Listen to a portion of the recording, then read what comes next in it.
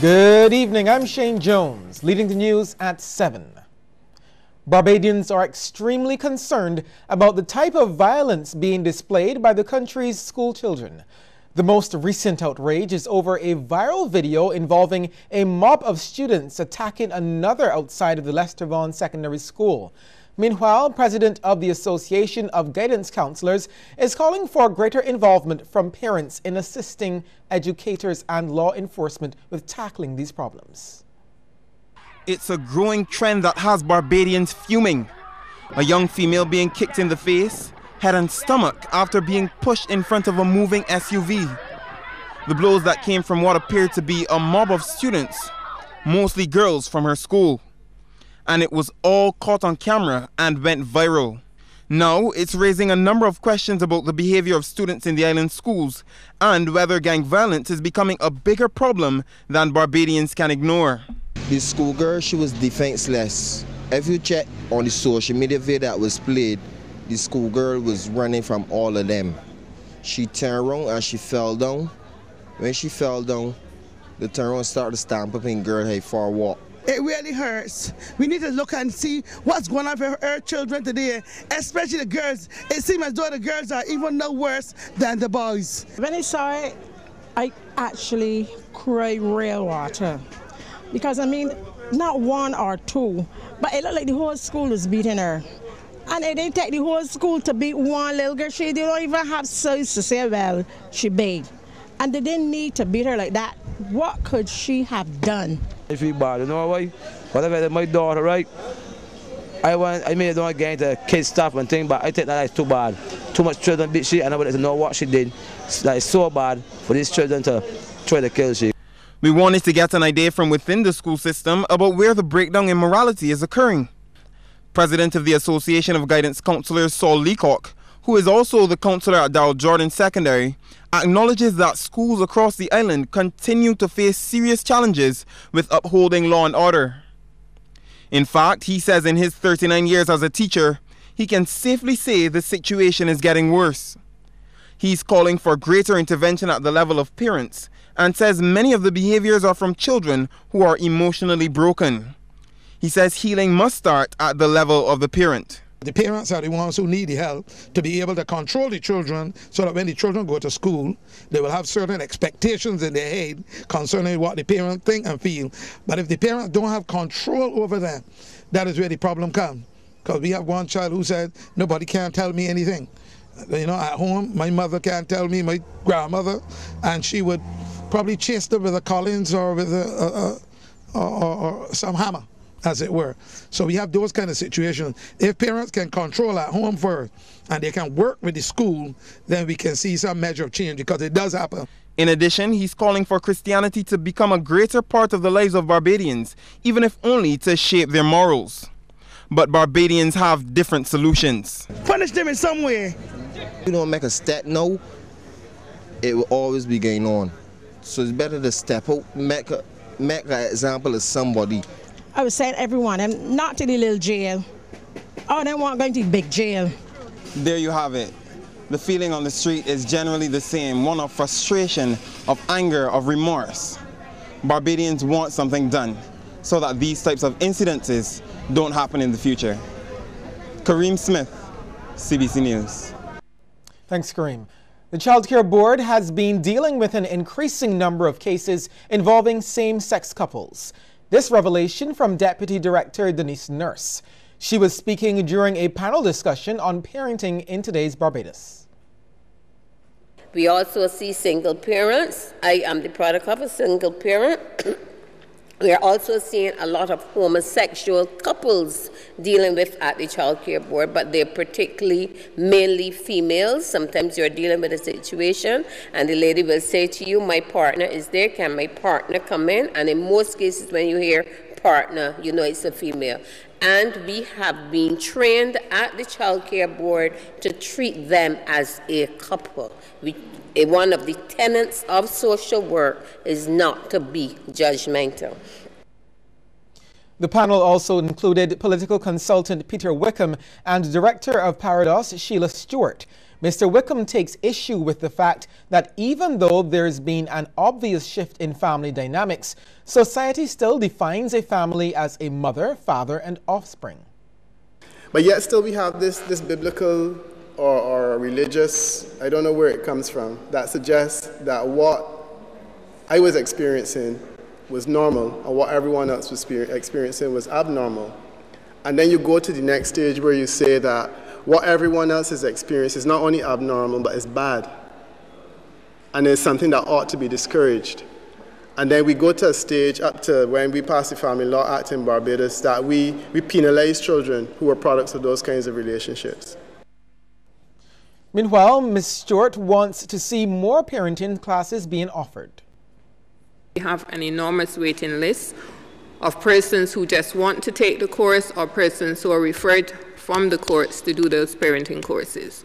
So it would be good to have another institution because also the resources of Paradise are very limited. We rely a lot on volunteers to come in and help us with these courses and for funding from organizations. The Ministry of Health is investigating a suspected occurrence of foodborne illness at the St. Philip District Hospital. The incident affected 30 patients between May 15th and 16th and resulted in the admission of one patient who experienced severe symptoms to the Queen Elizabeth Hospital. According to a senior ministry official, all of the patients were seen by medical practitioners and samples were sent to the Public Health Laboratory for testing. The official added that a rapid response team from the Ministry of Health was investigating the cause of the illness. The Ministry of Health assured the public that all necessary steps were being taken to adequately address the situation. Government is scaling back its involvement in private sector operations, and Minister of Commerce Donville Innes says the first area to be affected is that of financing. Sharika Griffith reports. Commerce Minister Donville Innes says financing is the first area affected by government's cutbacks. He explains this is due to government's recognition that continuing on such a path will not promote prosperity and growth in the country. The state must retreat from some of the areas we're in currently, and we've started to retreat from financing of private enterprise in Barbados to the extent now where we only have Fund Access and Enterprise Growth Fund as the two state agencies involved in financing of commercial enterprises in Barbados. And I have no reason to believe that the state will or should seek to further engage in financing of private enterprise in Barbados. I say to you that that is the role of the private sector in this country. Minister Innes was speaking at the official launch of Carry Lend, an official financial product which brings together people seeking to borrow money and those wanting to lend it. Barbadians can borrow a minimum of $2,500 from this financial institution and a maximum of $50,000. Minister Innes adds that the leading financial institutions are mainly foreign-owned and controlled. He therefore agrees there's a need for more locally run entities such as Carry Lend, which will help grow small businesses by making it easier to secure funding. CEO of Carry Lend, Mark Young, says hundreds of investors have expressed their interest. Likewise, many are registering for loans for many purposes, including entrepreneurship and education. He believes this new product will provide better returns for lenders and hassle-free access to financing for borrowers. We're in an environment where interest rates for savers are near to zero. Our approach uses technology to cut out the costs of the middleman and bring the parties directly together in a safe and secure manner. This means you can earn 10 or 15 times more than what you will earn today on your savings. When you combine that with simple, safe, transparent, and flexible processes, we believe we have a great product, giving an additional investment option. Carry Lend also plans to expand to other Caribbean countries in the near future. Sharika Griffith, Cbc News. More civil societies need to be placed on government boards. That's the belief of CEO of the Pinelands Creative Workshop, Rodney Grant, as he addressed this week's Astor B. Watts DLP Lunchtime Lecture. No government can solve and see every problem that needs to be dealt with. So that it's very important then to have a different voice. And by having civil society organizations on boards, and the fact that they represent the voiceless, it means now you're having an opportunity for people who don't normally be heard, to be heard and to have their issues played out at the levels of boards and statutory corporations. So it's really important that we see this bringing together of all the critical players, private sector, civil society, organizations, and government, in terms of the machinery, the governance machinery of a country. Mr. Grant was speaking on the topic civil society organizations and the contributions they've made to national development. He says civil societies exist to improve people's lives by identifying and filling gaps where government and the private sector fall short. Mr. Grant, who is also the DLP's candidate for St. Michael's Southeast, therefore anticipates no conflict in his role as politician and community activist. We are all working towards the same end. Now, whether you're sitting in government, in private sector, or civil society, we are all working for better Barbados. It's just sometimes we allow, according to how we allow the process to play out, to allow conflict to come into the picture. But it don't necessarily have to be that. I always say to my civil society people, but you know what? You all don't always have to go into the room and be argumentative and be opposite just because you're outside and they're inside. That's a myth. Sometimes you could come to the table and you could find the similarities, you could find the commonalities and move from there. Why come to the table and start with differences? The St. Philip man who was remanded to Dodds Prison for using abusive language against the police has been released. According to reports, around 8 last night, 25-year-old Darius Kenrick Bowen of number 47A Sand Dunes Drive, Sandy Hill, was released after pleading guilty to the charge. The offenses were committed along Grove Road, St. Philip, when Bowen and the driver of the vehicle in which he was traveling got into a heated argument with police. It was captured on a video which has since gone viral and continues to spark debate about the power of police in Barbados. Police say members of the Tactical Response Unit were merely carrying out a random stop-and-search routine, which the two men believed was being done unlawfully. Now, since the incident, Acting Commissioner of Police Erwin Boyce said members of the force have that right as long as the reason for the search is clearly stated. One St. Andrew man is still feeling the pain after his car was smashed by a truck on the ABC highway. According to Kenneth Watson, the accident occurred sometime between 10:20 and 10:30 a.m. He said the truck driver got out, looked at his own vehicle, and immediately drove off. However, Mr. Watson was unable to identify the truck's license number or driver, but he is hoping the police would find the culprit. The gentleman that hit me and left, right, it scares me that some person can do that and then leave, because he didn't check to see. I guess he saw that I was outside the car afterwards, but he did not come back to check to see what was wrong, if my neck was hurting, if my leg was broken, nothing like that. He left. And I would love it that if anyone witnessed this accident on the highway between the Bell exit and Normanel's roundabout, to please give me a call and let me know if you got his license plate or if you got any more information that I couldn't get, because I was in shock and honestly I was thinking straight after the accident. Members of the Barbados Fire Service have been warned promotions will no longer be based on length of service but on their ability to do the job. Notice of this from Attorney General and Minister of Home Affairs Adriel Brathwaite. He was speaking at the reopening of the Arch Hall Fire Station and the Barbados Fire Academy. The Academy will offer training programs for local, regional and international fire service personnel as well as the general public. Encouraging all the fire officers to take advantage of the training, Mr. Brathwaite said it will be linked to their selection for advancement in the service.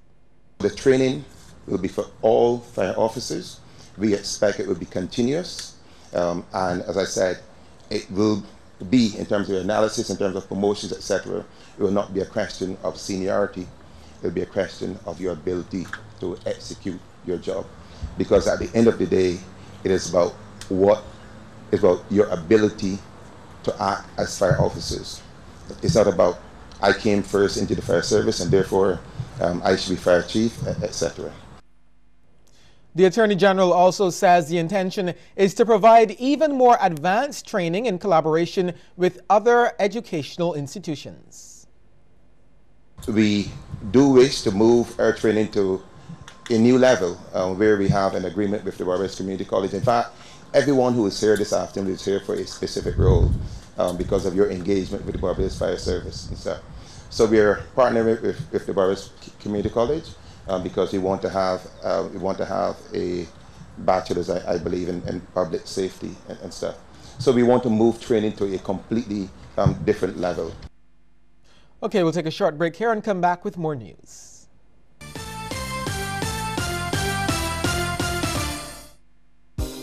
We start with a yes. But when life takes unexpected turns, you can still say yes to more. The Scotiabank Aero Platinum MasterCard credit card gives you points with every purchase that you can use to travel to anywhere. Plus, with just 20,000 Scotia points, you can say yes to destinations. With Scotiabank Aero Platinum MasterCard credit card, it's easier to say yes to everything. Apply today. Tough steel roofing, Permaclad, in vibrant colors, Color Clash, standing seam, Permaseam, locking seams, Permalock, hurricane shutters, Permashield, seamless gutters, Permaflow, reinforcement, Rebar, custom made, cut and bent, foundations, welded wire mesh, stronger block walls, brick board, stronger roofs, hurricane straps, fencing too, galvanized mesh. With BRC you'll soon discover, top to bottom we've got you covered, tougher, stronger, lasting longer, BRC.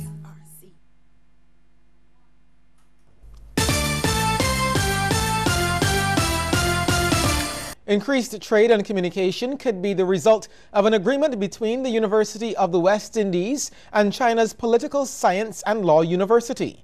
And through the partnership, the first law research center for China and the Caribbean will be established. Pro-Vice Chancellor and Principal of UWI-Cayfield Campus, Professor Eudine Barreto, believes this will create a greater understanding between the two territories. This, she says, could then lead to increased commerce. This MOU is a first in the Caribbean and will enable Chinese and Caribbean scholars and students to work together to enhance their knowledge of the law in one another's jurisdiction. Given the importance of law to well-regulated trade, this center has the potential to provide Caribbean-China relations with an entirely new platform for cooperation and mutual understanding. The universities also signed an agreement to share publications which will involve translating works from Mandarin to English and vice versa. Principal of UWI's Open Campus and chair of its press, Dr. Luz Longsworth, hopes the 5-year agreement will lead to joint publishing in areas such as history and politics. Collaborative publishing activities may also include translation of select UWI Press titles into Chinese, translation and marketing of titles from China to the Caribbean diaspora population, and translation and marketing of CUPL Press titles into English for purposes of publication, as well as staff exchanges to learn about publication in the two regions. In related news, Chief Justice Sir Marston Gibson will be a judge in a competition which will see law students from China and the Caribbean on opposing teams. Set for next week, the University of the West Indies will host lecturers and students from China's University of Political Science and Law. The competition will run from May 22nd to 25th, with the final taking place at the Supreme Court Complex.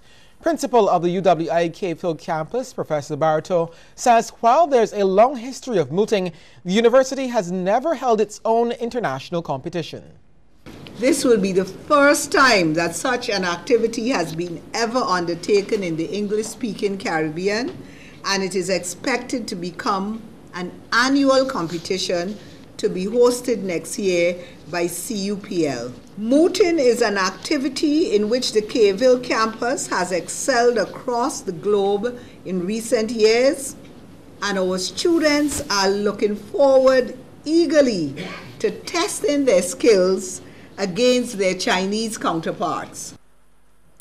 China's ambassador to Barbados, Wang Ke, wants Chinese language taught in secondary schools. However, she believes the Caribbean Examination Council has a role to play in the initiative. It is encouraging that the Caribbean Examination Council decided to introduce Chinese as a CSEC optional subject. for regional secondary schools. Assistance should be provided to CXC in working out their syllabus and making it link up with the Confucius Institute teaching program so that the local students could have a better study effect. She was speaking at the opening ceremony of the first joint conference of the Confucius Institute in the Caribbean region held at the University of the West Indies. The structure and design of the new building has a modern and elegant look and is constructed in a Chinese style. Meantime, students of the St. Stephen's Primary School and UWI-Cayfield campus celebrated the milestone in song and music. Principal of UWI-Cayfield campus, Professor Barreto, says the campus will be partnering with China to embark on a revolutionary agribusiness project. It will be constructed at Duke St. Thomas on 28 acres of land. We believe that this project has the potential to not only transform local and regional agriculture, but we will make a significant contribution to Barbados in agribusiness development. After a number of years, the Folkston Marine Park has once again celebrated International Museum Day. The day is celebrated by the 37 member states of the International Council of Museums. Manager of Folkston Park and Marine Reserve, John Nichols, said they celebrated with an open day. We haven't done it recently because we were doing upgrades to the museum and the interpretive center. But we have been part of this organization and part of the actual celebration for about 20 years. So with the upgrades and the improvements in the interpretive center, we are standing here in the new aquarium room. Mr. Nichols says the response to the open day was great. We targeted mainly schools in the catchment area, and I know that we have had primary schools and secondary schools here. The actual numbers are not available to me yet, but we have had very, very good response. There are situations and cases where schools have actually doubled their numbers from what they had originally given us, and the response from both the teachers and the students has been overwhelming. It is often said that life can change in the blink of an eye. Tonight, a 38-year-old woman tells us how this is true in her case after injuries from an accident led to her being disabled. Kamita Jones reports. A crippling accident can in an instant change your life forever. It happened to Joanne Odo, a young self-employed woman from Kendall Hill, Christchurch, trying her hand in the food industry. The pain was worse than having a baby. I used to tell the Lord, why you won't let me die? I can't deal with this. Joanne was beside the driver, her boyfriend at the time, and her then 8-year-old daughter was in the back seat of the car when it collided with a heavy-duty truck along Bagatelle St. Thomas in August 2015. Her daughter suffered a broken arm, while her boyfriend had bruises and cuts about the body. But it was Joanne, who was 36 years old and 3 months pregnant, who feared the worst. The trauma of the accident affected her so much that she miscarried. In addition, she had a broken nose, arm, and foot. My top lip was off, my nose and thing was, I had to stitch it back on. It has 2 sides of my face, my lips was stitched up. I had a cut from here, gone up, so I had a cut somewhere here on my face. And when I look at, for the first 2 weeks I was in the hospital, the one gave me a mirror. Joanne was so badly disfigured, she was almost unrecognizable. I know something was wrong with me when one of my brothers come in the hospital and look at me, and he do so.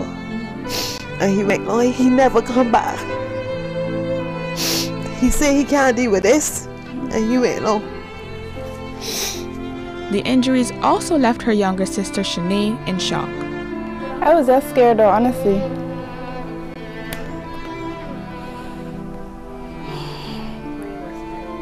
Because her foot was up in the air from this thing, but saying sticking through it. And she had something over her face. She had was, I think, up to. It was an unbearable sight. After spending about 2 months in the Queen Elizabeth Hospital, Joanne was finally released. But by then, her life had changed dramatically. She was now disabled and bore all the physical and emotional scars of her ordeal. her life was turned upside down and living at home was not the same. So I used to have a stick. And whenever they hear people passing or I want somebody, I would call them on the phone and they would put the keys on this stick and hand it through the window and let them come in and help me. To regain mobility, she started physiotherapy, which meant more pain. The result, a love-hate relationship with her physiotherapist. I used to say this woman's so wicked, but I was looking forward to go to this woman. I ain't lying. This woman torture me, right? But I was looking forward to go to her because all the things that she did to me made me walk fast, made my hand move. Because she used to say, next week when you come back in here, you gotta be doing this and you gotta be doing that. And I gonna know if you ain't do it. So you still gotta do it for real. But she's a very nice person. With doctors predicting that walking would be a long time in coming, she found innovative ways to get around the house. They tell me don't put no weight on my foot till March. So I put a sock on my good foot and I used to be in the house skiing in boat, one foot and holding on the door, the curtain, everything to get her here. I used to be in a wheelchair first. Joanne says family support from her mother, sister and daughter really helped with all the things she had to do on a daily basis, including changing her bedpan. For those simple things, Joanne was now dependent on others. Then she reached a milestone. The day my foot, and the foot in the ear, so I move from my side because it can't move at all. She now walks with a limp since one foot is 3 inches shorter than the other, so she climbs steps differently. She has also regained movement in her left hand, but her fingers have not fully recovered. Like if I have to cook, the food gonna come out the same way. But I can hold the potatoes or whatever the way it's supposed to be because my hand ain't fully come back yet. I had a drop wrist, right? So my arm was broken from somewhere all the way straight down. So in here, somewhere in here, the nerves in here fully come back. So it affect these 3 fingers here. These 2 here come back. I can't plait nor anything. My hand funny. I can't tie a knot. I can't plait. You see how it look? She is scheduled to have surgery to rectify that problem. But until then, she's back in business, firing up her grill and serving food to customers. She took the opportunity to give this advice to road users. Your life could change in a blink of an eye. You don't feel that nothing can happen to you. And then you see who are the real people in your life. Pray before you leave home. Now, that's timely advice, as road safety advocates constantly stress the need to be cautious on the roads of Barbados as the number of accidents continue to climb daily. Kimita Jones, CBC News. That was a fantastic story. After the break, we'll take a look at stories making headlines across our region. Children tend to snack on what is readily available, so stock the fridge and cupboard with healthy snacks. The easiest way to restrict unhealthy snacks is to simply not buy them on a regular basis. Healthy snacks include ready-to-eat fruit and vegetable sticks such as carrot, celery, and sweet pepper with dip, a slice of coconut or banana bread, oatmeal and bran muffins, or a small pack of cookies can also be included. Remember to read labels and choose snacks that are around 100 calories. This is a message from the National Nutrition Center.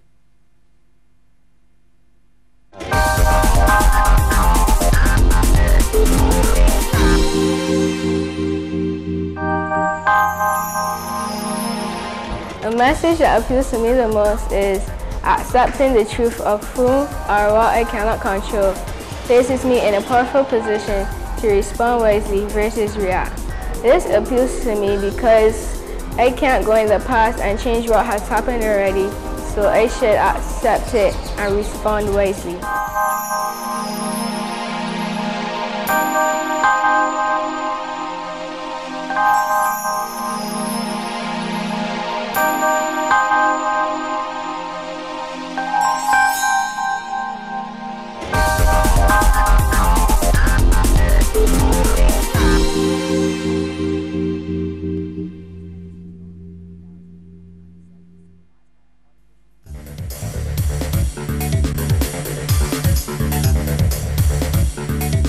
Legendary Jamaican artist Frankie Paul has passed away. He died in hospital in Jamaica after dealing with various health issues. The sad news was confirmed by Paul's sister, Tisha Clark, who spoke to artist Wayne Lonesome about her brother's death. Lonesome went live on Facebook and streamed the conversation between himself and Clark, where she shared the news. This week, Clark told the media the latest bill she was issued regarding Paul's hospital treatment was quoted at 1.4 million Jamaican dollars in outstanding payments.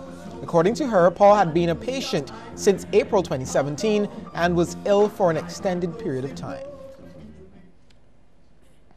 The search for 4 Bahamians who went missing after the plane in which they were traveling disappeared has been suspended. The search conducted by the United States Coast Guard, Customs and Border Patrol, and the Royal Bahamas Defense Force was suspended late last night. The 4-member family who went missing included 2 children under 5 years old. The search was conducted for 75 hours, covering more than 11,140 square miles. The Bank of Jamaica expects the coin shortage affecting the country to ease by next month. This from Senior Deputy Governor at the Central Bank, John Robinson, who notes the bank will be bringing forward orders for coins that were slated for later in the year. Member of the Public Administration and Appropriation Committee, Fitz Jackson, however, argues that the change in behavior by Jamaicans may have been influenced by the imposition of limits and fees by banks and other financial institutions to exchange coins for notes. The Inter-American Development Bank has approved the NDC Pipeline Accelerator Multi-Donor Trust Fund. This is a new instrument to increase support for enhancing the planning, design, and preparation of infrastructure projects and portfolios in Latin America and the Caribbean. The IDB says the ACL will help countries in the region align public and private sector investments with their national commitments under the Paris Climate Agreement and Sustainable Development Objectives. The ACL has been initially funded with 10 million euros from the Nordic Development Fund. A foreign delegate in the United Nations Conference on Decolonization taking place in St. Vincent and the Grenadines was treated in hospital yesterday after being struck by another participant. Sources at the Milton Cato Memorial Hospital confirmed that the delegate was treated at the healthcare facility but declined to comment further. Now, patients awaiting medical attention at the emergency room report that the man, said to be an African, was taken for x-rays and had a bandaged head. Another African participant reportedly struck the delegate during a heated exchange.